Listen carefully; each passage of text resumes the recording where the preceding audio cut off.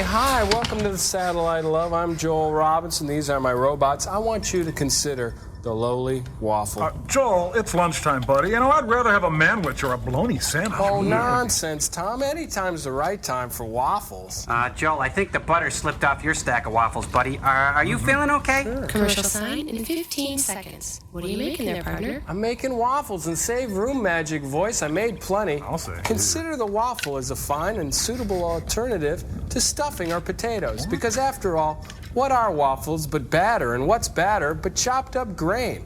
You know, there's tons of stuff you can do with waffles. You know, take some peanut butter and syrup, make a waffle sandwich, or wrap the hot dog in a waffle and garnish with ketchup. There's tons you can do, or maybe Commercial you sign can in cut some 5, Swiss 4, cheese, and 3, then you can 2, melt it over the commercial top. sign out. Beans are always good.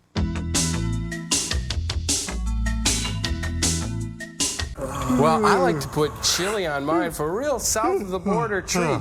And if you're really into it, take some waffle batter, mix it with milk, and you've got a waffle shake. But don't tell the kids it's good for them. Or a delicious spinach waffle with tangy ricotta cheese. Joel, the mad scientists are calling, I've got plenty for them, too. But I'll also- get it. Well, Aunt Jemima, this time you've really stepped off the deep end. Frank, Now, do you shred the Swiss cheese or just slice it really thin? Frank, this time I'm really going to hurt you. I understand. Why don't you go and get this week's invention exchange, all right? Yes, sir. Thank you, sir. You've been very kind to me. Frank, you have no clue. Well, Aunt Jemima, our invention exchange this week has to do with meat. Frank? Well, you know, recently I've become a vegetarian, and it's worked out great, really. You know, the other day my colon looked up at me and said, "Frank, thank you." I said, "No, thank you." But now what am I going to do with all the meat I have stored in freezers? I figured, hey, why not bring the meat back to life? That's right. That's why we've invented the meat Reanimator. Hook it up, Frank. Clear. It's alive! Alive! My corn-fed Minnesota chicken is alive! You know, I thought this was a good idea, but this is one weird mamma jamma. What do you think, Garrick Utley?